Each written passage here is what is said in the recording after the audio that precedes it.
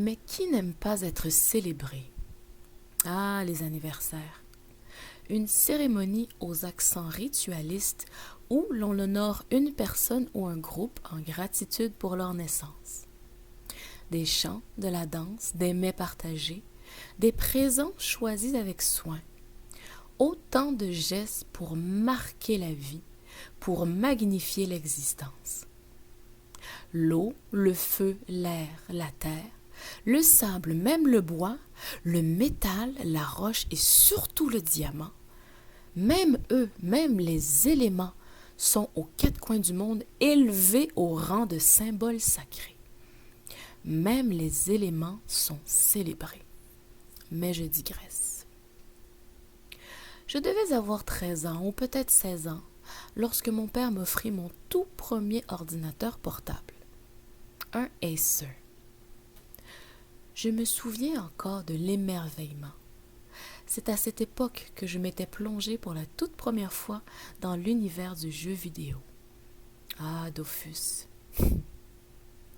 Il me l'avait apporté directement chez ma mère un soir, en personne. Je me revois encore dans le salon en train de le déballer, toute fébrile, très excitée. Je l'ai toujours d'ailleurs. Ces gestes spectaculaires et ponctuels, je les reconnais pour ce qu'ils étaient vraiment désormais. Des distractions brillantes, des éclats pour masquer l'ombre. Des faveurs lancées comme des pièces en l'air, avec l'intention sous-jacente de s'en servir un jour contre moi. Rappelle-toi que j'ai fait ça pour toi. Oui, je m'en rappelle.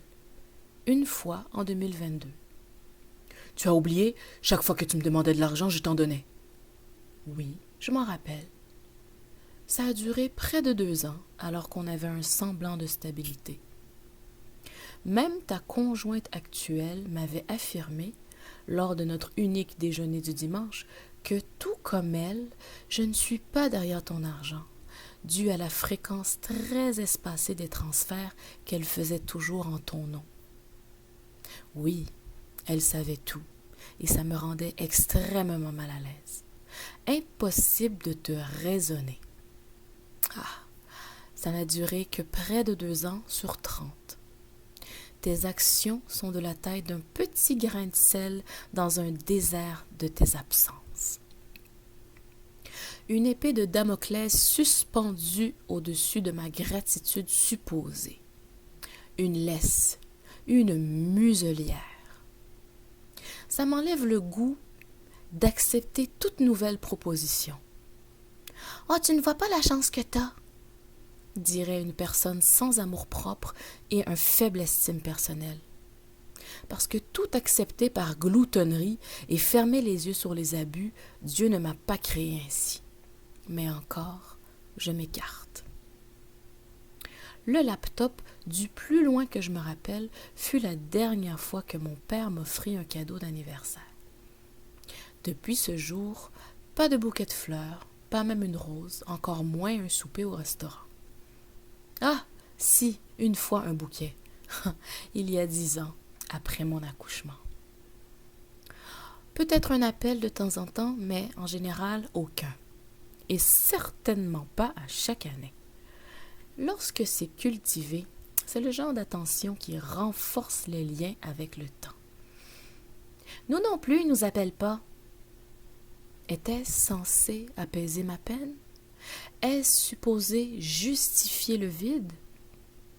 Ou ce commentaire est un rappel sourd pour sous-entendre que je ne suis pas plus spéciale qu'une autre personne?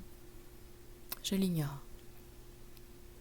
Cependant, cette remarque m'a fait ressentir qu'on passait par-dessus mes mots, comme pour une flaque d'eau indésirable. Tout ce que je sais, c'est que je suis son enfant. Les oncles et les tantes ne peuvent pas vivre dans mes chaussures ni ne portent mon histoire. Mon père célèbre ne me célébrait pas. 365 jours fois 24 années égale 8760 jours. Près de 9000 jours sont passés et pas un cadeau, pas une fête organisée pour moi, pour ma fille non plus d'ailleurs.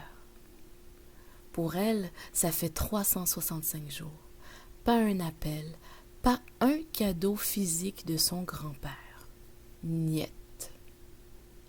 Pourtant, il raconte à tout le monde qui veut bien l'entendre comment il m'aime, comment je suis sa princesse. Il publie des photos de nous, prises à la hâte, dans de brefs instants d'accalmie, entre deux silences prolongés, pour entretenir l'illusion d'une relation harmonieuse. Pour son anniversaire à lui, oui, on s'est déjà tous assis ensemble, lui et ses enfants. Et on rêvassait tous en silence à propos de ce qu'une famille unie pouvait enfin ressembler. Des fausses promesses de voyage familial à venir pour nous vendre du rêve. Ah, papa, bien sûr que je m'en rappelle. Le dernier rassemblement à cet effet fut en décembre 2022. Et encore là, ce n'est arrivé autant de fois que j'ai de doigts dans la moitié d'une seule main. Il y a 2 ans, pour mes 35 ans, il m'a envoyé un message. « Je te prépare quelque chose. » J'étais très intriguée, surprise, mais pas émue. Cette promesse, même floue, n'a jamais pris forme. Peut-être n'était-ce qu'un souffle parmi d'autres, des miettes d'espoir pour tenir en alerte la jeune fille que j'étais. Mais moi, sa grande fille, je m'en souviens. Nous nous souvenons toujours des promesses, de la moindre parole, de la plus petite graine d'espoir germée. Je n'ai jamais reparlé de ce message. Espoir et sa cousine Enthousiasme étaient mortes depuis bien longtemps. Restaient seulement les mots. Mon père excelle dans cet art, l'art du verbe, un don presque céleste. Ces mots ont bâti sa fortune, mais entre lui et moi, ils ont creusé un gouffre aussi grand que sa gloire. Mais je m'égare à nouveau.